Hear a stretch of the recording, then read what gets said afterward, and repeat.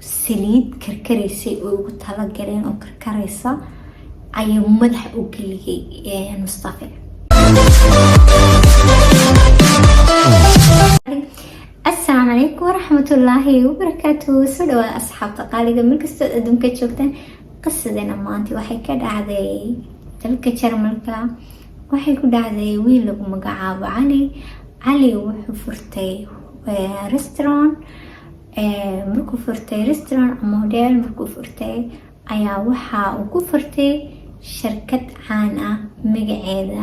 marka shirkadu magaca way ka kareynaysaa wax kasta u baahan yahayna cali iyaga ka caawinaya shirkadaasi. shirkadii waxay u sameysay cali hodhal qurux badan, meel qurux badan, restaurant qurux badan bay u furtay. restaurant qurux badan markay u furtay magacooda ugu qoreen. marka cali waxaa laga rabaa markuu shaqeeyo bishii inuu lacagta iska soo celiyo, lacagtii maaragtay meesha loogu kireeyay ee loogu sameeyay iyo lacagta magacaba ee shirkadaas. marka waxay ahayd shirkad caana, qofkii shirkadiisa jiro qofkii u baahan maaragtay dadaalaya oo ka caawinaya waxyaalahaas oo kale, yani markuu rabo qofku inuu rabto oo business furto. marka waxaa dhacday cali inay maashallah meeshii u furtay oo qaraxday. waxaa kasoo galay dakhli badan markuu 2 bilood 3 bilood 4 bilood joogo. waaw waxaba la kala waayay meel la kala fadhiisto. restaurantkii cali waa inaad sii ballansato meesha cali marka tegaysa restaurantka cali waa inaad ballan sii qabsato, haddii kale kursi aad ku fadhiisatid ma helaysid. marka cali shirkadda wuxuu ka dalbaday in maaragtay shirkadaas uu ka dhigi doono. shirkadda wuxuu ka dalbaday qolada shirkadda leh in maaragtay cuntooyinkiisa iyo waxyaalahaas ay ka duwanaan doonaan shirkadooda. qoladaas oo dhiladooda waxaa ka duwan doonaan ay ahaan doonto cuntooyinka lagu sameyn doono, cuntooyinka Turkiga lagu sameyn doono iyo cuntooyinka Carabta ayuu ka dalbaday. waxaa lagu yiri adiga choice iskale waxaad rabtid ka dhigo. okay sidii buu sameeyay mashallah. xog baa looga helay restaurantkiisii. markasta wuxuu ahaan jiray buuq buu ahaan jiray oo meel fariista lama heli jirin. maalmaha kamid ah waxaa dhacday kiyo ku jira maktabka ama fiska jooga ayaa waxa u soo galay wiil lagu magacaabo Axmed oo u shaqeeya qolada nadaafadda ee dhulka ka shaqeysa ayaa soo galay. markuu soo galay ninkii indhihii baaba kasoo dhacay oo wuxuu arkay lacag badan, ninkan oo lacag badan tirtirinayo lacag badan kala wada ayuu arkay. marka wiilkii damac baaba galay oo uu socdayba wuu hilmaamay lacagtii unbuu eegayaa. marka calina wuxuu ka yaabay wuxuu ku yiri Axmed maxaa jira, maxaa kugu dhacay Axmed? markaasuu yiri waxba iguma dhicin cali. markaas cali waxba iguma dhicin buu ku yiri Axmed iskaga soo baxay. markuu ka soo baxay cali ka soo baxay Axmed ayaa waxaa dhacday inuu Axmed ka fikiro sidii maaragtay lacagtan uu xadi lahaa oo maaragtay nolosha wax uga bedeli lahaa, maadaama cali bashiri waxba haysan. maantana waxaasoo lacag haysto oo qofan waxba shiri haysan oo ama cali maantana waxaasoo lacag haysto. isna wuxuu yiri waa inaad lacag xadid sidaas faqrigan uga baxdo. marka wuxuu ku fikiray sideebaad lacagtan u qaadaa oo ugu noqotaa Bangladesh oo madaarka iyo dhulkan intaad maaragtay lacagtan qaadato airportka uga baxda wadankan uga bixi kartaa. iyo hotelkan hadda lacagta qaadis tiraahdo waa inta soo arko adigoo banaanka maaragtay u sii socdo ama adigoo meesha maaragtay lacagtiista ama adigoo iska sii galaya waa inta soo arko. marka wuxuu siiyay shariik baad u baahan tahay, waa inaad shariik heshay. markuu saas ku fikiray shariikiisu waa wiil Carab oo isna la yiraahdo Mustafa ayuu u tagay. wuxuu ku yiri Mustafa intaas sanad baan shaqeynaa, intaas sanad muddo ka joognaa waxbana ma haysano, marka waa inaynu xal keeno. waxaan ku hayaa fikrad qani kaa dhigaysa oo maaragtay nolosha faqarkeed ku jirto ka bixi doontid weli beledkaaga u noqon doonto. marka wiilku ciraaq buu ahaa, wadankaaga ciraaq baad u noqon doonta, ana Bangladesh baan noqon doona. marka waa inaynu saan samayno ayuu ku yiri. waxaan samayn doonaa buu yiri lacagtaas hudaalkan aynu xadaynaa. wuxuu ku yiri wiilkii sidee baynu ka xadi karnaa? ma haddaynu xad wax isnaano waa la ina soo qaban doonaa, suurtagal ma noqonayso. wuxuu ku yiri anaa fikrad ku haya, cali isaga dhanba cali waynu dilaynaa, naftaynu dhaafinayna cali waynu dilaynaa. markaynu cali dilno lacagtoo dhan waynu qaadanaynaa. waxaynu sugaynaa ayaamaha fasaxa ayaynu sugaynaa. markaynu sugno waayo waa maalintaas ayaamaha fasaxa lacagtu way ka badan tahay lacagtan, waayo dadka fasaxa meeshu way ka lacag badan tahay maalimaha caadiga ah. marka maalintaas ayaynu samayn doonaa inaynu cali dilno lacagtana qaadano. say u dhacaysaa wuxuu yiri markii kuwan meesha waa 24 saacadood lama xiri jirin. 24 saacadood waxay ahaan jirtay meel furan oo markasta dad ka shaqeeyaan ay ahayd. isbedbedelo doonka mar qofka baxo shatigan dad kala soo geliya. qoladii hore markii kara waxday ayaa waxaa soo gelay qolo kale. qoladii hore way siira waxaysaa waxday qoladan kalena way soo gelay rabta.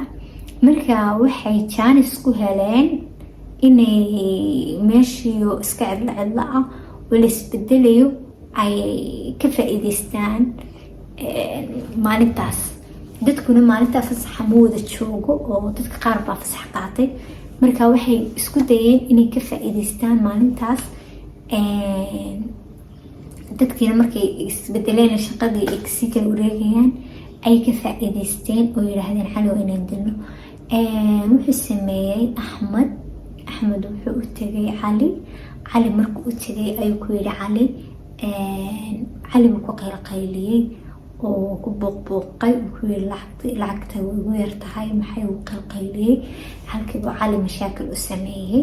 marka wuxuu rabaa isaga inuu wiilka maaragtay meesha le ka xanaajiyo, madiirka meesha inuu ka xanaajiyo ayuu rabaa. markuu sidii sameeyey ayuu ninkii xanaaqay. wuxuu ku yidhi maanta ayaa shaqada kuugu dambaysa, dib dambe ayaan kuugu arkin meeshan. okay ku yiri waxayga isii.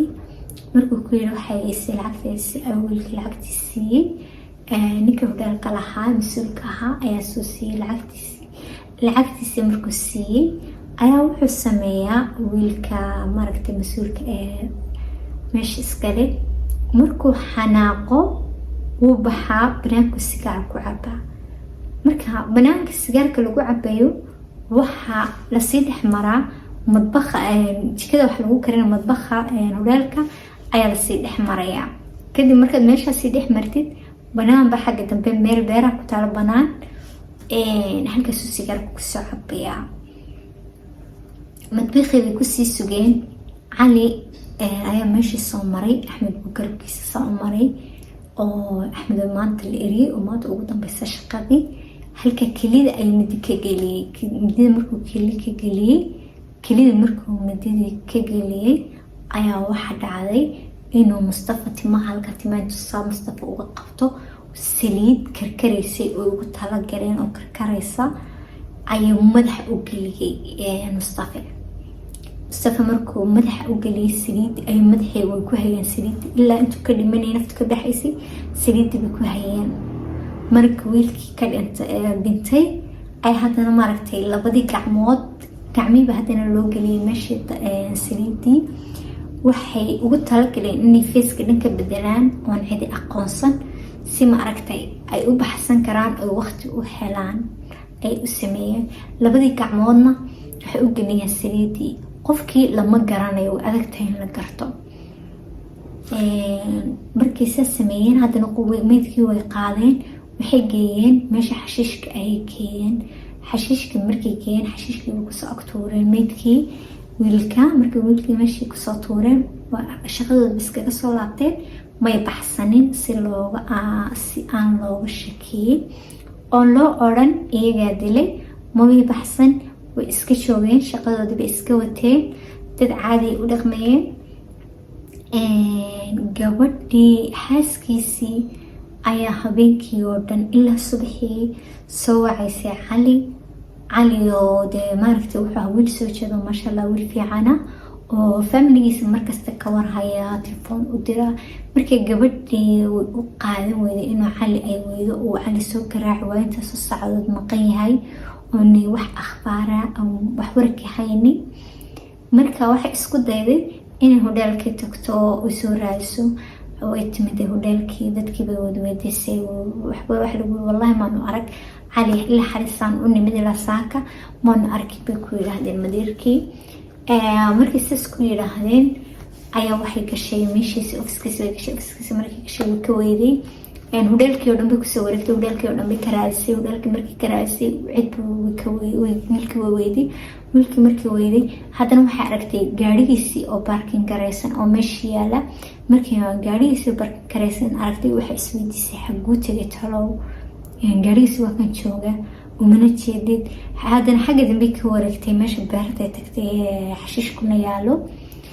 markay xagga u baxday banaanka ayay waxay aragtay lug meesha kasii jeeda ilaa buurkii iyo lugtii ayaa muuqda. kabtii iyo lugta ilaa intaa hore ayaa muuqata, intaa kabta iyo lugta hore ayaa muuqata. markii aragtay ayay ku dhawaatay meeshii. markay ku dhawaatay waxbay aragtayba qof meydoo meeshii yaala.